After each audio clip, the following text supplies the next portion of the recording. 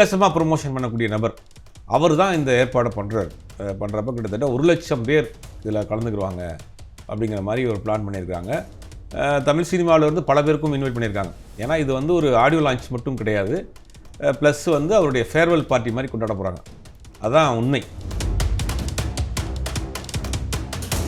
ஒரு 100 கோடி ரூபாயில் ஒரு ஆடியோ லான்ச் அப்படிங்கிறது, ஆடியோ லான்ச்சுன்னு சொன்னால் கூட அது ஒரு டிக்கெட் போட்டு வைக்கக்கூடிய ஒரு நிகழ்ச்சியாக இருக்குது. ரெண்டாவது, கபாலி படத்துக்கு ரஜினிகாந்த் அங்கே போனப்போ அந்த நாட்டினுடைய பிரதமரையே வந்து வரவேற்க வச்சார். அந்த அளவுக்கு அவர் ரொம்ப செல்வாக்குள்ள நபர். அவர் தான் இந்த நிகழ்ச்சியை வந்து முழுவதுமாக பண்ணுறாரு. நீங்கள் ஆடியோ லான்ச்சில் பேசுகிறத பொலிட்டிக்கல் ஸ்டேஜில் பேசக்கூடாது, பொலிட்டிக்கல் ஸ்டேஜில் பேசுகிறத ஆடியோ லான்ச்சில் பேசக்கூடாது. ஆடியோ லான்ச் 50,000 பேர் 1,00,000 பேரை திரட்டிலாம் ஒரு இடத்துல வச்சு பண்ணுறது வந்து ரொம்ப சிக்கல். அதனால தான் அவங்க பண்ணுறாங்க. வணக்கம் சினி கார்னர் நேயர்களே, welcome to the show cinema சர்ச்சைகள். நான் உங்க விஜய் தயா.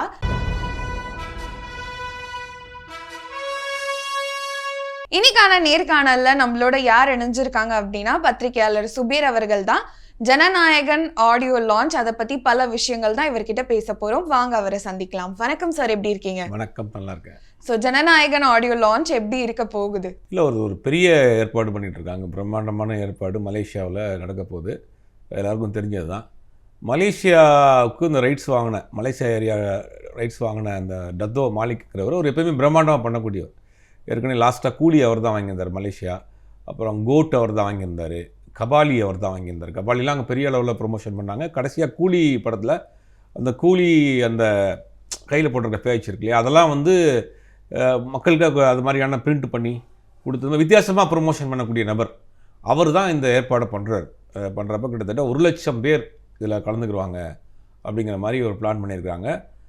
தமிழ் சினிமாவில் வந்து பல பேருக்கும் இன்வைட் பண்ணியிருக்காங்க. ஏன்னா இது வந்து ஒரு ஆடியோ லான்ச் மட்டும் கிடையாது, ப்ளஸ் வந்து அவருடைய ஃபேர்வெல் பார்ட்டி மாதிரி கொண்டாட போகிறாங்க. அதுதான் உண்மை. அதோடு சேர்த்து மியூசிக் கான்சர்ட்டும் நடத்துகிறாங்க.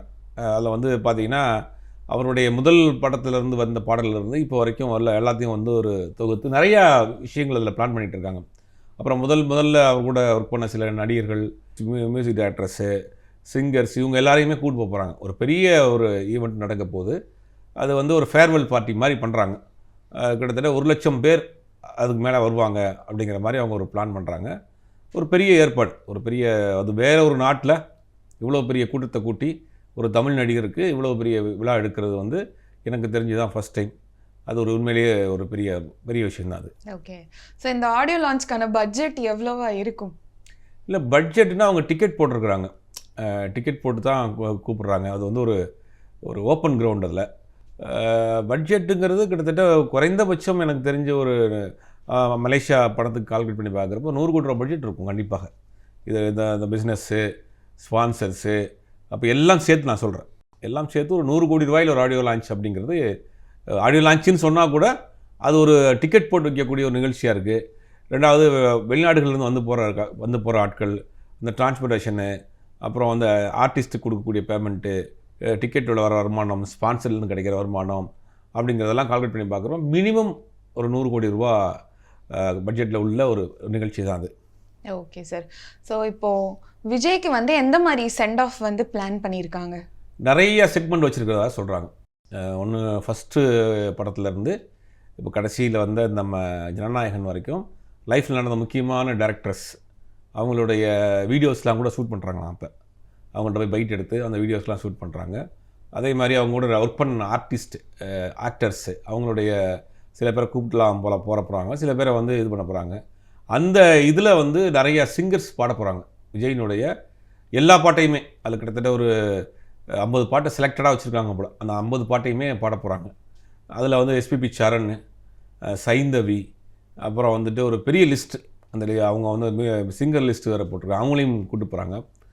தனியாக ஒரு ஃப்ளைட்டு புக் பண்ணிருக்கிறதா சொல்கிறாங்க. இந்த செலிப்ரிட்டிஸை கூப்பிட்டு போகிறதுக்காக ஒரு பெரிய ஈவெண்ட் தான். இந்த ஆடியோ லான்ச்சை வந்து தமிழ்நாட்டில் வைக்காத காரணம் என்ன? கரூர் சம்பவம் ஒரு காரணம். கரூர் சம்பவம் ஒரு காரணம். இப்போ அரசியல்வாதி ஆகிட்டார். அரசியல்வாதி ஆனதுக்கு பிறகு இவ்வளோ பெரிய க்ரௌடை இங்கே கூட்டி பண்ணுறது வந்து ஒரு பாதுகாப்பு இல்லாத ஒரு இடம். ஏன்னா 1,00,000 பேரை கூட்டுறக்கூடிய அளவுக்கு நமக்கு ஆடிட்டோரியம் கிடையாது. இந்தியாவிலேயே பெருசாக ஆடிட்டோரியம் கிடையாது. கிரிக்கெட் ஆடிட்டோரியம் தான் வைக்க முடியும். கிரிக்கெட் ஆடிட்டோரியத்தில் எந்த ஸ்டேட்லேயுமே பெர்மிஷன் கொடுக்க மாட்டாங்க. அப்படிங்கும் போது வெளிநாட்டில் பண்ணலாம் அப்படின்னு. அது முக்கியமாக காரணம் வந்து இந்த படத்தை மலேசியா வாங்கின டிஸ்ட்ரிபியூட்டர் அவர் தான் அதில் ஸ்பெஷலாக வந்து எடுத்துக்கிறார். ஏன்னா நான் பண்ணுறேன், இங்கே கொண்டு வாங்க அப்படின்னு. ஏற்கனவே அவர் தான் வந்து கபாலி படத்துக்கு பெரிய ப்ரொமோஷன்லாம் பண்ணார். கபாலி படத்துக்கு ரஜினிகாந்த் அங்கே போனப்போ அந்த நாட்டினுடைய பிரதமரையே வந்து வரவேற்க வச்சார். அந்தளவுக்கு அவர் ரொம்ப செல்வாக்குள்ள நபர். அவர் தான் இந்த நிகழ்ச்சியை வந்து முழுவதுமாக பண்ணுறாரு. இங்கே தமிழ்நாட்டில் நடக்காமல் போனதுக்கு காரணம் கரூர் சம்பவமும் ஒரு காரணம் தான். ஏன்னா இந்த மாதிரி திருப்பி கண்ட்ரோல் பண்ண முடியாது. அந்த நாட்டை பொறுத்த வரைக்கும் சட்டத்திட்டங்கள் அதிகம். மரத்து மேலே ஏறினா உரிச்சு எடுத்துடுவாங்க அந்த நாட்டில். பொதுவாக அந்த நாட்டில் மக்களும் கொஞ்சம் அதை பயந்துருப்பாங்க, வரம்பு மீறி போக மாட்டாங்க. அப்படிங்கும்போது அதை அவங்க சூஸ் பண்ணியிருக்காங்க. ஓகே. அண்ட் விஜயோட ஸ்பீச், எஸ்பெஷலி அந்த ஆடியோ லான்ச் ஸ்பீச்சுக்கே எல்லாரும் வெயிட் பண்ணுவாங்க. ஸோ அரசியல் கலந்து தான் பேசுவாரா எப்படி? இப்போ அரசியல்வாதி ஆகிட்டார். இனி அவர் என்ன பேசினாலும் அரசியல் தான். என்ன பேசினாலும் அரசியல் தான். கண்டிப்பாக அரசியல் இருக்கும். அது அரசியல் படம் தான், அரசியல் இருக்கும். படத்தை பற்றின சம்பவங்களும் இருக்கும். கண்டிப்பாக அரசியல் தான் பேசுவார். இப்போது விஜய் வந்து மக்கள் சந்திப்பில் பேசும்போது ஆடியோ லான்ச்சில் பேசுகிற மாதிரியே பேசுகிறாரு அப்படின்ற ஒரு கருத்து வந்து இருக்குது. இது நீங்கள் வந்து எப்படி பார்க்குறீங்க? இல்லை, அவர் நம்ம கிட்டத்தட்ட ஒரு 25 வருஷமாக நடிகராக பார்த்துட்டோம், ஆடியோ லான்ச்சில் பார்த்துட்டோம், வந்து குட்டி குட்டி கதைகள் சொல்லி கேட்டுட்டோம், பஞ்ச் டைலாகை பார்த்துட்டோம், எமோஷனலாக பார்த்துட்டோம், சென்டிமெண்ட்டாக பேசி பார்த்துட்டோம் திரையில். இப்போ லைவாக பார்க்குறப்ப அந்த ரிசம்பிள் தான் இருக்கும். என்ன சொல்லுவாங்கன்னா, பழைய ஆர்டிஸ்டோட சிவாஜி அவர்களோட பழக்கமான ஆட்கள்லாம் சொல்லுவாங்க, ஸ்க்ரீனில் எப்படி இருக்காரோ அதே மாதிரி தான் இப்போ நேராக நடிக்கிறாரா ரியலாக இருக்காரான்னு தெரியாது. அவர் நடக்கிறது பேசுகிறது எப்படி நம்ம ஸ்க்ரீனில் பார்த்து கொண்டாடணுமோ அதே மாதிரி தான் லைவாக இருக்கிறாங்க. அப்போ அது வந்து அவங்களுடைய இது நம்ம ஸ்க்ரீனில் பார்த்து அப்படி பழகினதுனால அந்த ரிசம்பிள் தான் வரும். கோவப்பட்டு ஸ்க்ரீனில் பார்த்துருக்கோம், சிரித்து பார்த்துருக்குறோம், எமோஷனலாக பேசி பார்த்துருக்கோம், பஞ்ச் டைலாக் பார்த்துருக்கோம். அந்த சாயல் இருந்துக்கிட்டே இருக்கும். அது மாறுறதுக்கு இன்னும் பல மேடைகள் இருக்கணும். இவரும் சில பேச்சில் மெச்சூர்டு வேணும், சில ஸ்டைலை மாற்றணும். பஞ்ச் டைலாக்கு மேடையில், அரசியல் மேடைகளில் பேசக்கூடாது. ஒவ்வொரு இடத்துக்கும் ஒரு பாடி லாங்குவேஜ் இருக்குது, ஒரு ஸ்லாங் இருக்குது, ஒரு லிமிட்டு இருக்குது, ஒரு மீட்டர் இருக்குது. நீங்கள் ஆடியோ லான்ச்சில் பேசுகிறத பொலிட்டிக்கல் ஸ்டேஜில் பேசக்கூடாது, பொலிட்டிக்கல் ஸ்டேஜில் பேசுகிறத ஆடியோ லான்ச்சில் பேசக்கூடாது. ஆடியோ லான்ச் திரண்டிருக்கக்கூடிய ஆட்கள் வந்து ரசிகர்கள், பொலிட்டிக்கல் மேடையில் பேசக்கூடியவர்களும் தொண்டர்கள். இது ரெண்டுக்கும் வித்தியாசம் இருக்குது. இப்போ இவங்களை உற்சாகப்படுத்துகிற மாதிரி பேசணும். நம்ம பேசுகிறோம்னா அவங்க அதை வந்து எடுத்துகிட்டு போய் அதை வச்சு ஏதாவது அவங்க வந்து பயனுள்ள சம்பவமாக இருக்கணும். இப்போ அவங்க வந்து நம்மளை பார்க்க வந்திருக்கிறாங்க அப்படின்னா நம்ம சொல்கிற விஷயம் அவங்களுக்கு ஏதாவது யூஸ்ஃபுல்லாக இருக்கணும். ஆனால் சினிமா நிகழ்ச்சியில் அப்படி தேவையில்லை. அந்த படத்தை பற்றி பேசினாலே போதுமானது. படத்தில் நாங்கள் நடிச்சிருக்கிறோம், ஃபைட் பண்ணியிருக்கிறோம், மலையிலேருந்து குதிச்சிருக்கிறோம், ஹெலிகாப்டரில் சண்டை போட்டுருக்கிறோம், இவ்வளோ ரிஸ்க் எடுத்துருக்கோம், படத்தை பற்றின ஒரு இன்ட்ரெஸ்டிங்கான விஷயம் சொன்னால் அந்த படத்தை ஓட வைக்கிறதுக்கு அது பயனுள்ளதாக இருக்கும். ஆனால் ஒரு அரசியல் கட்சி நிகழ்ச்சியில் அப்படி இருக்கக்கூடாது. நமக்கு பின்னாடி வரக்கூடிய அந்த ஒரு தொண்டர்களோ ரசிகர்களோ அவங்கள்ட்ட நம்ம ஒரு மெசேஜ் சொல்லணும். அந்த மெசேஜ் அவன் எடுத்துகிட்டு போய் அடுத்த 10 பேருக்கு சேர்க்கணும். முந்தையெல்லாம் வந்து மீட்டிங் அப்படி தான் நடக்கும். என்ன பண்ணுவாங்கன்னா, அப்போல்லாம் சோஷியல் மீடியா கிடையாது, பிரிண்டிங் மீடியா மட்டும்தான்.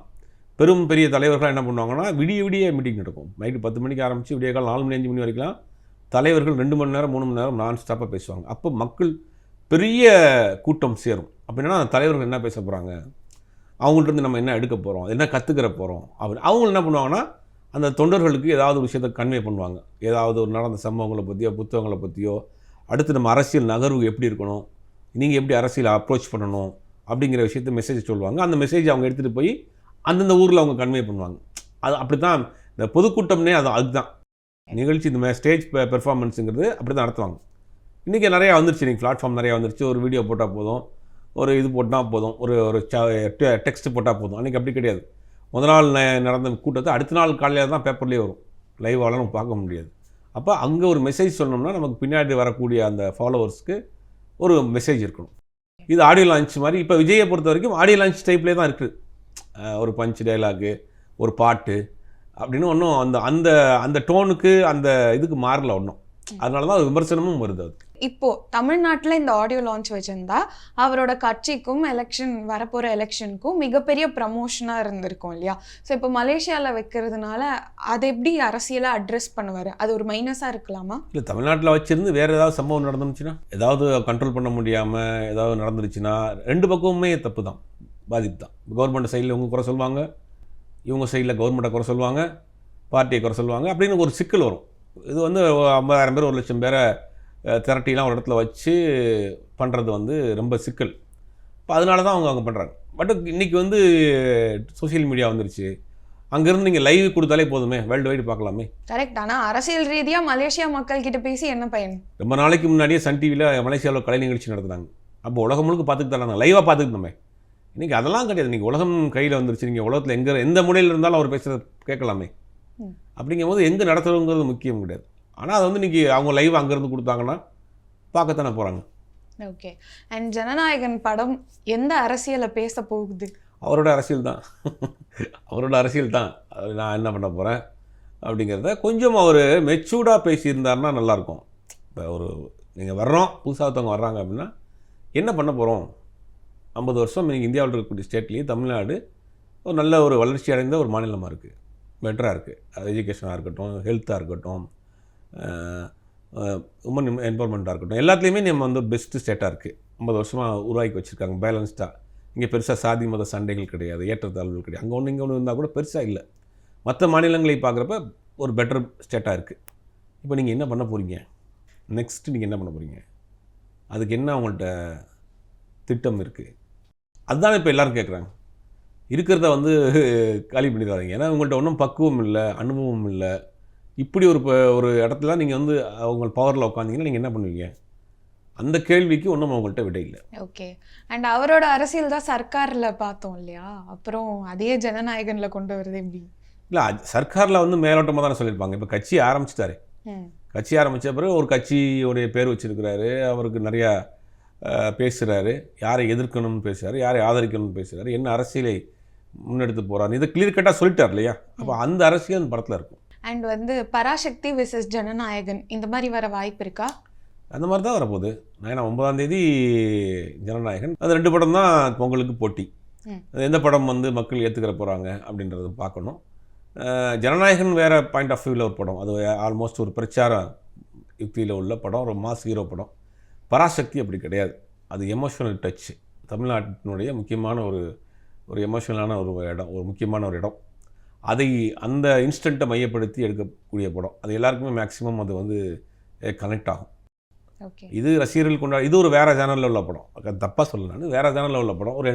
ஒரு மாஸ் ஹீரோ நடிக்கக்கூடிய ஒரு என்டர்டைன்மெண்ட் மூவியாக இருக்கும். அதுக்குள்ளே அரசியல் இருக்கும். அது வந்து ஒரு அமரன் டைப்பில் ஒரு ஃபீல் குட். அது எப்படி நாட்டுக்காக ஒருத்தர் ஒரு தியாகம் பண்ணாரோ, அது மொழிக்காக எப்படி பண்ணுறாருங்கிற மாதிரியான ஒரு டச் உள்ள படமாக இருக்கும். ரெண்டுமே வேறு வேறு ஜேனலில் உள்ள படம் தான். ஆனால் விஜய்க்கு சிவகார்த்திகேயன் போட்டியா அப்படின்ற மாதிரி பேச்சு, அது தப்பான ஒப்பீடாக நான் பார்க்குறேன். விஜய் வந்து இன்றைக்கி வந்து ஒரு பெரிய சம்பளத்தில் இருக்கிறாரு, ஒரு பெரிய பிஸ்னஸ் இருக்குது, அவர் பெருசாக ஓப்பனிங் இருக்குது. அவரை வந்து நீங்கள் எப்படி இவரோட போட்டின்னு நினைப்பீங்க? அப்படி போட்டின்னு பார்த்தா தான் விஜய்க்கு தான் அது வந்து மைனஸ். அது ஓகே. இன்றைக்கி சிவகார்த்திகேயன் சம்பளம் மேக்ஸிமம் 35-40 கோடி ரூபா வாங்குறாரு. ஒரு சின்ன பிஸ்னஸ் இருக்குது, சின்ன பட்ஜெட்டில் பண்ணுறாங்க. இன்றைக்கி விஜய் இப்படி கிடையாது. 100 கோடிக்கு மேலே சம்பளம் வாங்குறாரு, ஒரு பெரிய பிஸ்னஸ் இருக்குது. அவங்க ரசிகர்கள் ஒரு 3 நாள் எப்படியும் படத்தை ஃபுல் பண்ணிடுவாங்க. அப்படி இதெல்லாம் வந்து பார்க்குறப்ப இந்த கம்பேரிஷனே தப்பு இல்லை. ஒருவேளை இவருக்கு நெக்டு அவர் 150 கோடி ரூபா வாங்குறாரு விஜய், இவர் 110 கோடி ரூபா வாங்குறாருன்னா இன்றைக்கி அந்த இதுவும் பிஸ்னஸ் தான். இந்த இடத்தை யார் பிடிக்க போகிறாங்கிறது வந்து பிஸ்னஸ் தான். யார் பெரிய சம்பளம் வாங்குறா, யார் படம் பெருசாக பிஸ்னஸ் ஆகுது, யார் படத்தை ரசிகர்கள் பெருசாக 3 நாள் எப்படி படம் வந்தாலும் ஓட வைக்கிறாங்கிற அந்த இருக்கு இல்லையா? அது அந்த இடத்துக்கு ஒன்றும் சிவகார்த்திகேயன் வரலையே. அப்போ எப்படி நீங்கள் போட்டியாக பார்ப்பீங்க? சிவகார்த்திகேயன் சம்பளம் 50 கோடி அதிகபட்சமாக. லாஸ்ட் அபரன் படத்துக்கு பிறகு வாங்கின சம்பளம் 50 கோடி. இவர் 50 கோடியை கிராஸ் பண்ணி பல வருஷம் ஆச்சு. அப்புறம் எப்படி போட்டின்னு நினைப்பீங்க? அந்த இடத்துக்கு வருவதற்கு முயற்சி பண்ணுறாங்க, பலரும் முயற்சி பண்ணுறாங்க. அதுக்கான வேலையை தான் பார்க்குறது. ஆக்சுவலாக அந்த கோட் படத்தில் வந்து துப்பாக்கியை கொடுத்தது தளபதி விசஸ் சின்ன தளபதி அந்த மாதிரிலாம் வந்து பேச்சு வந்ததில்ல. ஸோ அதை சொல்லும் விதமாகவே இந்த 2 படமும் ஒரேடியாக ரிலீஸ் ஆகுது. இல்லை, இது வந்து கோ இன்சிடென்ட் தான் நான் நினைக்கிறேன். ஜனநாயகன் படம் திட்டமிட்டபடி நடந்தது. ஏன்னா அவங்க படம் முடிஞ்சு 6 மாதம் ஆச்சு. அது எலெக்ஷன் நேரத்தில் அந்த படத்தை கொண்டு வந்தோம்னா அது ஒரு பிரச்சார படமாக இருக்கும், நமக்கு அது ஒரு பொலிட்டிக்கலாக ஒரு கெயின் கொடுக்கும்னு நினைக்கிறாங்க. பராசக்தி ஆல்மோஸ்ட் அப்படி தான். அதுவும் வந்து அந்த ஒரு பொலிட்டிக்கல் பேக்ராப்பில் வந்து வர்ற படம், அதுவும் எலெக்ஷன் நேரத்தில் கொண்டு வரப்போ. அப்போ வந்து இதை வந்து எப்படி நம்ம இதை பண்ணுறது, கம்பேர் எப்படி பார்க்குறோம், அதுவே தப்பு இல்லை. So Jananayagan and audio launch எப்படி இருக்க போகுது அப்படின்றது ரொம்ப அழகாகவே வந்து பதில் சொன்னீங்க. ஸோ எந்த மாதிரி ட்ரிபியூட் இருக்க போகுது மலேசியாவில் அப்படின்றத பொறுத்திருந்து பார்ப்போம். நேரத்துக்கு நன்றி, வணக்கம். மீண்டும் இன்னொரு சினிமா சர்ச்சைகள் எபிசோடில் உங்களை வந்து சந்திக்கும் வரை this is Vijay Daya signing off.